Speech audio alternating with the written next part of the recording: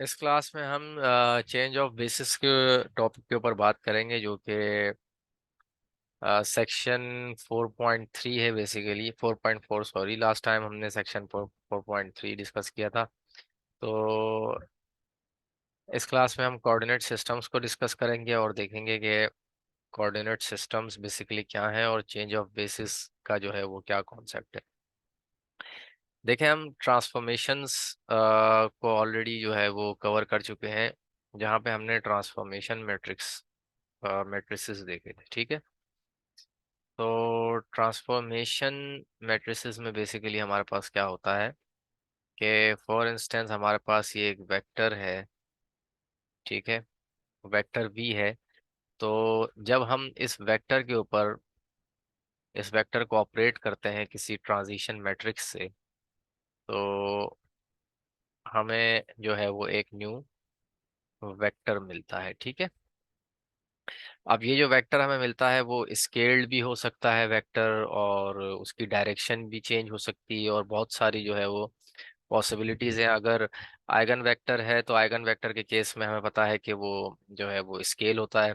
ठीक है, वरना जो है वो कोई और वेक्टर है तो फिर वो जाहिर है वो रोटेट भी हो सकता है। ठीक है, और डायरेक्शन भी चेंज कर सकता है, और साथ ही साथ स्केल भी हो सकता है। तो ये ट्रांसफॉर्मेशन मैट्रिसेस बेसिकली जो है वो वेक्टर्स को ट्रांसफॉर्म करते हैं। ठीक है, उनकी पोजीशंस को, उनकी डायरेक्शंस को चेंज करते हैं। लेकिन चेंज ऑफ बेसिस में बेसिकली हमारे पास क्या होता है, अगर फॉर एग्जांपल आप ये देखें कि हमारे पास ये एक्स एक्सिस है और ये वाई एक्सिस है। अब अगर मैं इस एक्सिस को इस तरह से 45 डिग्री पे जो है वो रोटेट कर दूं, यानी मैं एक्सिस को रोटेट कर रहा हूँ। ठीक है, तो से ये एक्स प्राइम है और ये वाई प्राइम है। तो मैंने बेसिकली क्या किया है, एक्सिस को 45 डिग्री पे रोटेट किया है। ठीक है, तो चेंज ऑफ बेसिस के अंदर बेसिकली हम ये देख रहे होते हैं कि जो हमारे पास कोई वेक्टर है। अब जाहिर सी बात है, ये जो एक्स वाई कोऑर्डिनेट सिस्टम है, इसके स्टैंडर्ड बेसिस और इस X prime Y prime coordinate system के स्टैंडर्ड बेसिस में डिफरेंस होगा। ठीक है, अब फॉर इंस्टेंस अगर यहाँ पे मैं ये कहता हूँ कि हमारे पास जो स्टैंडर्ड बेसिस होते हैं वो 1, 0 और 0, 1 होते हैं। ठीक है, तो जाहिर सी बात है, अगर इस कोऑर्डिनेट सिस्टम के हिसाब से मैं यहाँ पे इसको 1, 0 और 0, 1 कहूँ, तो जाहिर है कि ये 0, 1 और 1, 0 इस कोऑर्डिनेट सिस्टम में ये वेक्टर्स नहीं होंगे। ठीक है, यानी इस कोऑर्डिनेट सिस्टम में ये डिफरेंट होंगे। तो बेसिकली एक्सिस, यानी हमारे पास जो कोऑर्डिनेट सिस्टम है उसको हम जो है वो रोटेट कर रहे हैं। ठीक है, तो अब इस सेंस में हमारे पास यहाँ पे यूज होते हैं ट्रांजिशन मैट्रिसेस। ट्रांजिशन मैट्रिसेस, ठीक है, यहाँ पे ट्रांसफॉर्मेशन मैट्रिसेस यूज नहीं होंगे, बल्कि यहाँ पे ट्रांजिशन मैट्रिसेस यूज होंगे। अब थोड़ा सा फर्दर इसके कॉन्सेप्ट को देखते हैं। फॉर इंस्टेंस हमारे पास एक वेक्टर है, इसको हम लिख सकते हैं C1 U1 plus C2 U2। अब लेट्स से कि एक वेक्टर है, इसको अगर मैं यूं लिखता हूँ, V1I प्लस V2J। फर्दर मैं इसको ऐसे लिख सकता हूँ, V1 times 1, 0 plus V2 times 0, 1। अब ये हमारे पास स्टैंडर्ड बेसिस हैं R2 के अंदर। ठीक है, R2 में जो हमारे पास कोऑर्डिनेट सिस्टम है, स्टैंडर्ड कोऑर्डिनेट सिस्टम, उसके स्टैंडर्ड बेसिस होते हैं 1, 0 और 0, 1, वेयर ये V1 और V2 सिंपली जो है वो कोऑर्डिनेट्स कहलाएंगे। ठीक है, ये कोऑर्डिनेट्स हैं। अब मुझे एक ऐसा यानी कि सिस्टम चाहिए, यानी ऐसा मैट्रिक्स चाहिए कि मैं इन वेक्टर्स को V1I प्लस V2J इसको डिफरेंट वे में जो है वो रिप्रेजेंट कर सकूं। ठीक है, तो अब इस सेंस में यहाँ पे हमारे पास ट्रांजिशन मैट्रिसेस यूज होते हैं। ठीक है, लेट्स से मैं इसको अगर ऐसे कहूँ कि इसको मैं लिखना चाहूँ U1 V1 prime plus U2 V2 prime. ठीक है। तो यानी कि इसको हम एक डिफरेंट वे में जो है वो लिख सकते।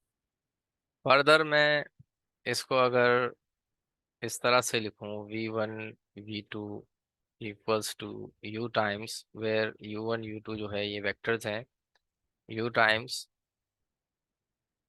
V1 prime V2 prime. ठीक है। वेयर ये U जो होगा ये ट्रांजिशन मैट्रिक्स कहलाएगा, ट्रांजिशन मैट्रिक्स। ठीक है। तो हम बेसिकली ये देखना चाह रहे हैं कि एक कोऑर्डिनेट सिस्टम के अंदर जो बेसिस हैं वो दूसरे कोऑर्डिनेट सिस्टम के अंदर वही बेसिस जो है वो किस तरह से चेंज होते हैं। ठीक है। यानी हम coordinate system to coordinate system move कर रहे हैं, one coordinate system to other coordinate system. तो इसके ऊपर कुछ एग्जांपल्स हम यहाँ पे देख लेते हैं। फॉर इंस्टेंस अगर हम इस एग्जांपल को देखें यहाँ पे, अब यहाँ पे हमारे पास बेसिस दिए हुए हैं R3 में। ठीक है। आप इनको चेक भी कर सकते हैं। बेसिस क्या होते हैं, सबसे पहले तो आप ये देख लें कि बेसिस जो है लीनियरली इंडिपेंडेंट स्पैनिंग वेक्टर्स होते हैं किसी भी n डायमेंशनल वेक्टर स्पेस के अंदर। ठीक है। तो लीनियर इंडिपेंडेंसी और स्पैनिंग का कॉन्सेप्ट ऑलरेडी हमें पता है। तो अब यहाँ पे गिवन है आपको कि ये बेसिस हैं। ठीक है। ये आपके पास बेसिस हैं और स्टैंडर्ड बेसिस क्या होते हैं R3 में, 1 0 0 0 1 0 एंड 0 0 1। ये स्टैंडर्ड बेसिस होते हैं R3 के अंदर। ठीक है। यानी कि इन बेसिस को यूज करते हुए हम पूरे R3 में कहीं भी मूव कर सकते हैं और किसी भी वेक्टर को R3 में इनके लीनियर कॉम्बिनेशन के तौर पे लिख सकते हैं। ठीक है। तो अब यहाँ पे फॉर इंस्टेंस हमें ये बेसिस गिवन है। ठीक है। और यहाँ पे एक्स बी हमें गिवन है, यानी ये वेक्टर है एक जो कि हमें मतलब किसी इस कोऑर्डिनेट के अंदर इस बी, ये जो बेसिस हमें गिवन है, इन बेसिस के अंदर जो है ये वेक्टर है एक्स बी। ठीक है। Now then B forms a basis for R3, find X with respect to the standard basis S। ठीक है। अब हमने ये X फाइंड करना है। तो यहाँ से हम कह सकते हैं कि X is equals to U times X B. ठीक है। और ये जो U है बेसिकली, जिसको हम ट्रांजिशन मैट्रिक्स कह रहे हैं, इसको हम अप्लाई कर देंगे इस वेक्टर के ऊपर। ठीक है। यानी कि ये ऑपरेट करेगा इस वेक्टर को जो एक्स बी गिवन है। तो यहाँ से हमारे पास एक वेक्टर आ जाएगा 8 - 1 6, जो कि किसी और कोऑर्डिनेट सिस्टम में, यानी जिसको एस से रिप्रेजेंट किया है। अ, अच्छा, यहाँ पे क्या किया है, find X with respect to the standard basis S. ठीक है। अब ये जो एक्स हमने फाइंड किया है with respect to standard basis है। ठीक है। तो स्टैंडर्ड, अब देखें इन इन इस बेसिस से, यानी कि ये नॉन स्टैंडर्ड बेसिस है R3 में। ठीक है। इस बेसिस से हमने इस वेक्टर को स्टैंडर्ड यानी बेसिस के अंदर हम देखना चाह रहे हैं, तो ये वेक्टर हमें मिलेगा। ठीक है। यानी ये वेक्टर जो है वो इस बेसिस के अंदर ये वेक्टर है एक्स बी। तो स्टैंडर्ड बेसिस में अगर हम देखना चाहें तो हमें ये वेक्टर मिलेगा। ठीक है। तो इस तरह से जो है वो ट्रांजिशन है। अच्छा, कुछ और एग्जांपल इस पे देखते हैं। अब यहाँ पे देखें, फॉर इंस्टेंस आपके पास गिवन है x इक्वल्स टू 3 - 2। ठीक है। और b जो है आपके पास बेसिस हैं 2 7 1 4। ठीक है। इसको हम मैट्रिक्स फॉर्म में लिख सकते हैं। हमारे पास R2 के अंदर बेसिस हैं ये। ठीक है। अगेन ये नॉन स्टैंडर्ड बेसिस हैं। As before set u equals to U1 U2, find the change of basis matrix from S to B। ठीक है। पहले हमने B से S में जो है वो देखा था, अब हम S टू B जा रहे हैं। ठीक है। तो यहाँ से हम इसको लिख सकते हैं x1 U1 plus x2 U2 equals to 3 - 2। और यू जो है बेसिकली हमारे पास क्या है, ट्रांजिशन मैट्रिक्स है। तो हम इसको फर्दर लिख सकते हैं, you times x1 x2 equals 3 - 2, and x1 x2 अगर हमने फाइंड करना है तो हम इनवर्स ले सकते हैं, यू इनवर्स 3 - 2। तो यू इनवर्स क्या होगा हमारे पास बेसिकली, ये जो हमें वेक्टर्स दिए हुए हैं u1 u2, इनसे जो मैट्रिक्स बन रहा है इसका इनवर्स लेना है। तो यू इनवर्स हमारे पास ये मैट्रिक्स आ जाएगा, और इस मैट्रिक्स को जब हम अप्लाई करेंगे इस वेक्टर के ऊपर तो हमारे पास एक्स भी आ जाएगा, यानी कि इस बेसिस के अंदर जो बेसिस गिवन है इसमें इसकी रिप्रेजेंटेशन जो है ये वेक्टर करेगा 14, -25, जो कि 3, -2 जो है हमारे पास स्टैंडर्ड बेसिस के अंदर ये वेक्टर रिप्रेजेंट करता है। ठीक है, तो इस बेसिस सिस्टम के अंदर जो है वो ये वेक्टर इस वेक्टर को रिप्रेजेंट करेगा, ठीक है, वेक्टर एक्स को। तो इस तरह से हम जो है वो फाइंड कर सकते हैं चेंज ऑफ बेसिस। उसके बाद ये एक और एग्जांपल हमारे पास है, अगेन वेक्टर एक्स जो है वो गिवन है हमें, ठीक है, बी गिवन है, नॉन स्टैंडर्ड बेसिस है again, and find x be the coordinate vector. तो अगेन यू हम यहाँ से बना लेंगे और यू इनवर्स हमें फाइंड करना है। यू इनवर्स को हम इस पे अप्लाई करेंगे तो हमारे पास एक्स बी वेक्टर मिल जाएगा, ठीक है, जो कि रिप्रेजेंटेटर होगा इस बेसिस के अंदर, इस बेसिस सिस्टम के अंदर इस वेक्टर का। और ये वेक्टर जो है वो स्टैंडर्ड बेसिस के अंदर ये वेक्टर है, ठीक है, ये स्टैंडर्ड बेसिस में है। तो इसको अगर हम इस बेसिस में देखना चाहते हैं तो हमें ये वेक्टर मिलेगा। तो इस तरीके से हम जो है वो ये फाइंड कर सकते हैं। अब देखें, हमने जो एग्जांपल्स अभी देखी थी वो स्टैंडर्ड बेसिस और नॉन स्टैंडर्ड बेसिस के दरमियान जो है वो ट्रांजिशन था। लेकिन अब यहाँ पे दोनों बेसिस जो है हमारे पास नॉन स्टैंडर्ड बेसिस है, ठीक है। तो अब B1 हमें गिवन है, फॉर सपोज यहाँ पे 1327, और B2 हमें गिवन है 3523, ठीक है। और यहाँ पे XB2 हमने फाइंड करना है, ठीक है, XB1 हमें गिवन है, यानी ये वेक्टर जो है वो B1 के अंदर रिप्रेजेंट करता है, ठीक है, B1 की रिप्रेजेंटेशन ये वेक्टर है। तो अब हमें XB2 फाइंड करना है, यानी इस बेसिस के अंदर क्या रिप्रेजेंटेशन होगी इस वेक्टर की।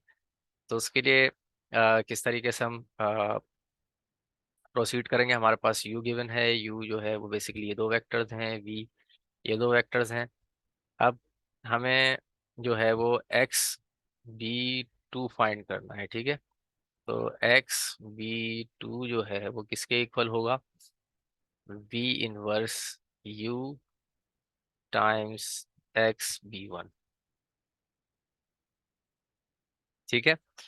तो U हमें ऑलरेडी गिवन है, V ऑलरेडी गिवन है, V इनवर्स हम फाइंड कर लेंगे। V इनवर्स हमारे पास ये मैट्रिक्स है, -3 5 2 -3, और U जो है हमारे पास 1 2 3 7।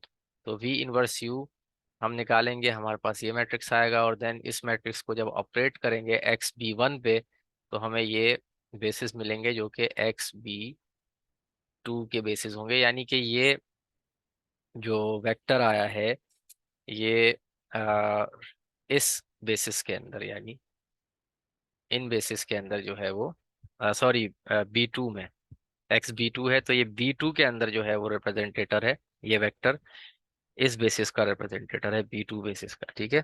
और B1 बेसिस में क्या था, ये वेक्टर रिप्रेजेंट कर रहा था, ठीक है। तो इसका क्या मतलब हुआ कि -1 4 B1 equals to 29 - 40 in B2, ठीक है। तो यानी कि ये B1 में जो रिप्रेजेंटेशन है इस वेक्टर की वो सेम मीनिंग है इस वेक्टर की B2 की रिप्रेजेंटेशन।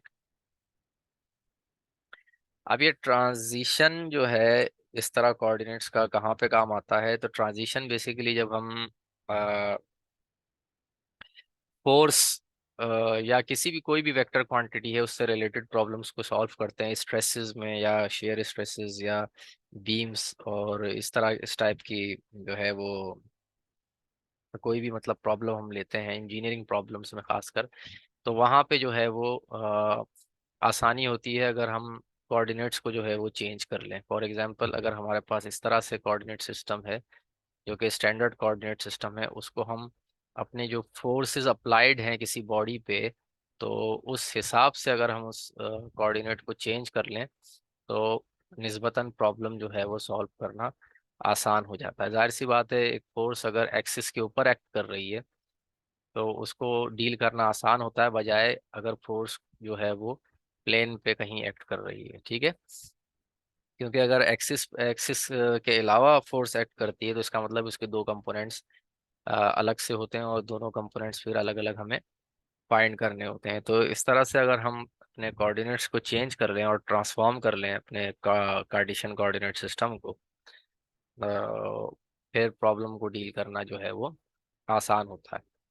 ठीक है, और ये क्रॉस चेक भी हम कर सकते हैं। We can check our results by converting both -14b1 and this to standard basis. तो स्टैंडर्ड बेसिस में इसको किस तरह से हम देख सकते हैं, देखें।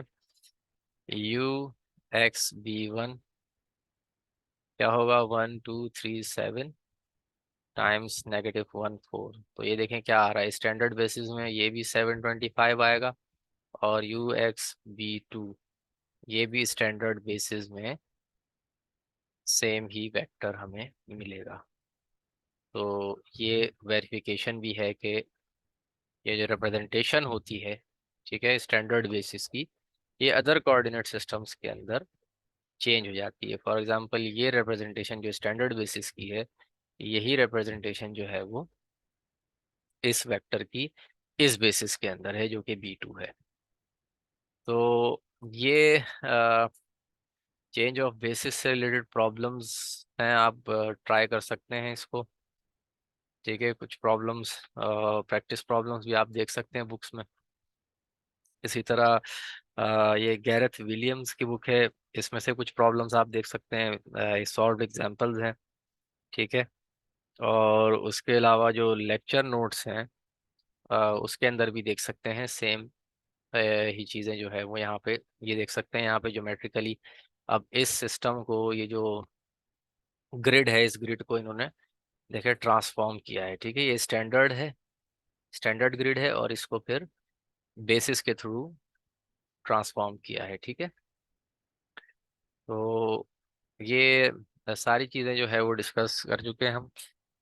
इसको फर्दर जो है आप प्रॉब्लम्स इसके देख लें बुक्स के अंदर और प्रैक्टिस करें तो और जो है वो आइडिया आपको हो जाएगा। Thanks for watching the lesson.